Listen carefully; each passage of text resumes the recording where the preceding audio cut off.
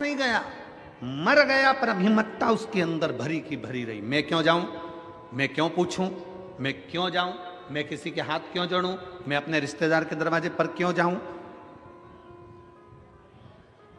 त्रेता में प्राण जाए पर वचन न जाए, कली काल में प्राण जाए पर अहंकार ना जाए, अहंकार भीतर समाता गया।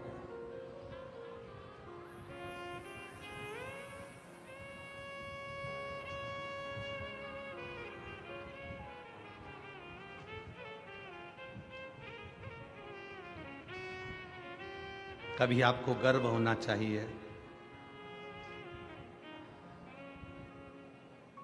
आपको ये विचार होना चाहिए कि आप किस रूप में किस साधारण से साधारण व्यक्ति को भी अपने गले लगा रहे हो। पहले का समय आज का समय, नामदेव जी कहते हैं बहुत अंतर है। पहले का समय और आज के समय का अंदाजा लगाइए तो पहले के समय पर जानवर को भी, पशु को भी घर से निकलकर भोजन दिया जाता था, और आज के जमाने में कोई पड़ोस में भी भूखा रह जाए तो उसको कोई याद नहीं करता कि भोजन की जरूरत है। पहले के समय में गांव में अगर बेटी रहती थी, किसी के घर में अगर बेटी है तो पूरे गांव की बेटी कहलाती थी। आज के जमाने में से बेटी असुरक्षित सी नजर आती है। यह पहले का समय और यह आज का समय है। कितना अंतर है। पहले के समय में लोग अपने मेहमान को बस स्टैंड तक छोड़ने जाते थे, बस स्टैंड पर लेने जाते थे, रेलवे स्टेशन छोड़ने जाते थे, रेलवे स्टेशन पर लेने जाते थे, और रेलवे स्टेशन या बस स्टैंड पर छोड़ने जाते थे तो छोड़ते समय आंख में आंसू आते थे। आज के ज़माने में तो लोग शमशान में छोड़ी आए तो आंख में आंसू नहीं आए, वहां पे भी गुटखा मल मल के खाया।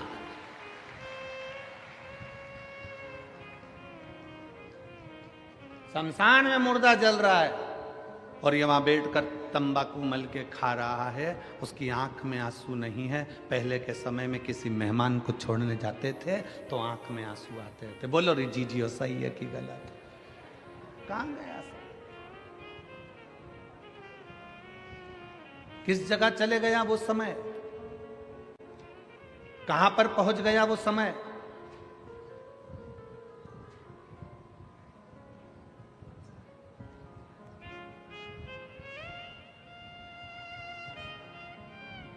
कितनी दूर जाना है। पहले के समय में इतनी गाड़ियां नहीं थी, इतनी व्यवस्थाएं नहीं थी जाने आने के लिए, बस के इतने साधन नहीं थे, ट्रेन के इतने साधन नहीं थे, तो भी पहले के ज़माने में लोग कैसे भी किसी की तबीयत देखना हो, किसी के यहाँ कोई मिलने जाना हो तो बिना कारण के लोग चले जाते थे, अपना समय निकालकर, भले वो पैदल जाना पड़े। आज के ज़माने में जितने यहाँ बैठे हो ना, सबके घर में टू व्हीलर की गाड़ी है, सबके घर में फोर व्हीलर की गाड़ी है।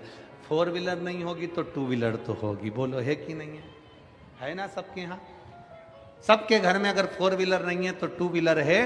पहले के ज़माने में तो गाड़ी नहीं होती थी, साइकिल होती थी, बैलगाड़ी होती थी, तो भी लोग मिलने जाते थे, समय निकाल कर पहुंच जाते थे। आज के ज़माने में फोर व्हीलर गाड़ी है, ट्रेन का साधन, हवाई जहाज का साधन, हेलीकॉप्टर का साधन, बस का साधन, गाड़ियों का साधन, टू व्हीलर, फोर व्हीलर सब घर में है। उसके बाद भी अगर कोई रिश्तेदार की तबीयत गड़बड़ है तो कोई मिलने के लिए नहीं जाता, कोई परिचित के पास बैठने नहीं जाता, केवल फोन पर पूछ लेता है और राम राम साम साम कर लिया और जाने का काम खत्म हो गया। पहले के समय में लोग जाते थे, बैठते थे, बात करते थे और उसका दुख हरते थे।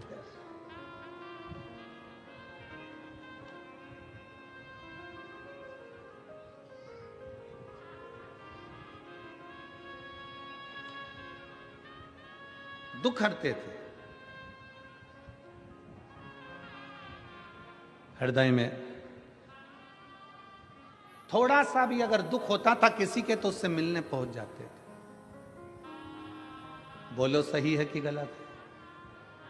पहले के समय में घर में इतने कपड़े नहीं होते थे, होते थे इतनी अलमारियां भरी नहीं होती थी, पहले के समय में घर में इतने कपड़े नहीं होते थे, फिर भी घर में रहने वाला गरीब भी अपना पूरा तन ढककर रहता था, और आज पूरी अलमारी भरी होती है और व्यक्ति नंगा घूमता है।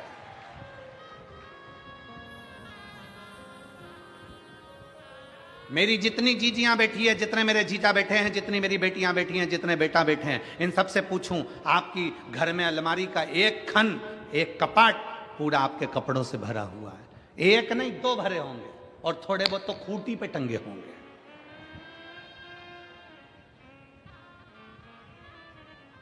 पहले के जमाने में कपड़े नहीं थे, तो भी गरीब से गरीब व्यक्ति भी अपना पूरा तन ढककर चलता था, तन ढका करता था। आज के जमाने में कमरा कपड़ों से भरा पड़ा है, तो भी आदमी नंगा घूम रहा है। ये शर्म की बात है, ये शर्म की बात। इतने कपड़े, एक से एक बढ़कर परिधान, एक से बढ़कर एक बढ़कर कपड़े।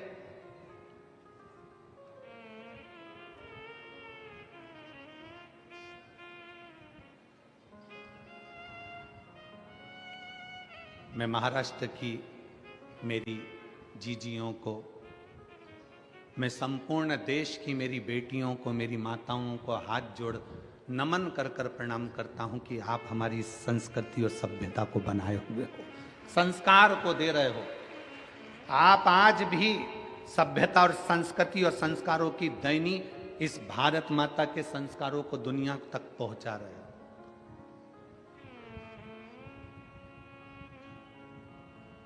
कितना बदलाव, कितना बदलाव।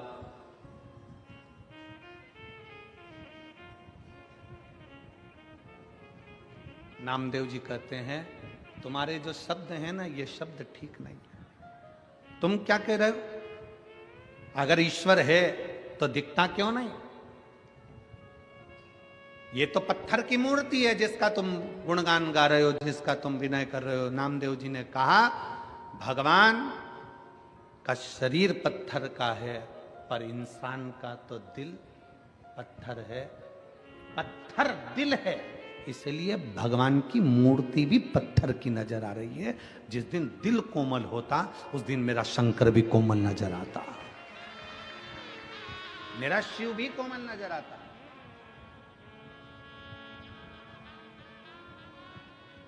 मेरा शंकर भी कोमल दिखता। हमारे मन, हमारे विचार, हमारी सोच हमें परमात्मा के करीब में लेकर जाती है। हमारे विचार हमें शंकर के करीब में लेकर जाते हैं। हम कितने अच्छे विचार लेकर जिंदगी के इन पहलुओं में आगे बढ़ेंगे, तो हम उन्नति की ओर बढ़ते चले जाएंगे।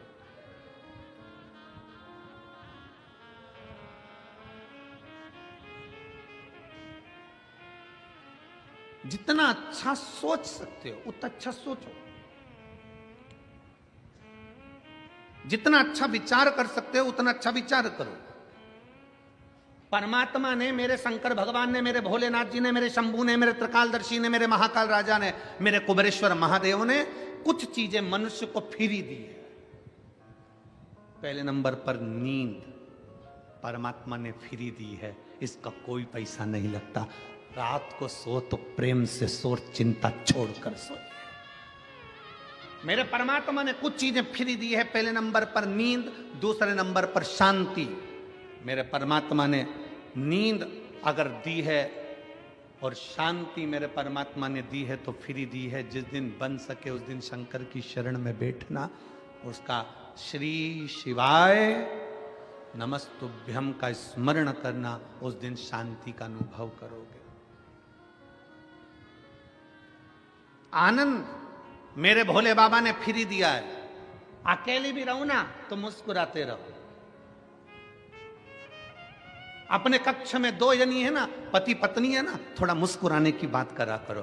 पर जब जब पति घर दुकान से आया, ऑफिस से आया, तुम अपने दुकान से आई, तुम अपनी ऑफिस से आई, तुम अपने काम से आई, दोनों पति पत्नी जिस कमरे में पहुंचे हो उस कमरे को दुनिया के लोग कहते हैं गुरुजी पहले के समय में दशरथ जी के समय पर कैकई कोप भवन में जाकर बैठी थी। आज के जमाने में लोग अपने बंगले में कोप भवन नहीं बनाते, कोप गुस्सा करने का कमरा नहीं बनाते। हमने कहा पूरा बंगला ही कोप भवन होता है तो अलग से बनाने की जरूरत ही क्या होती है?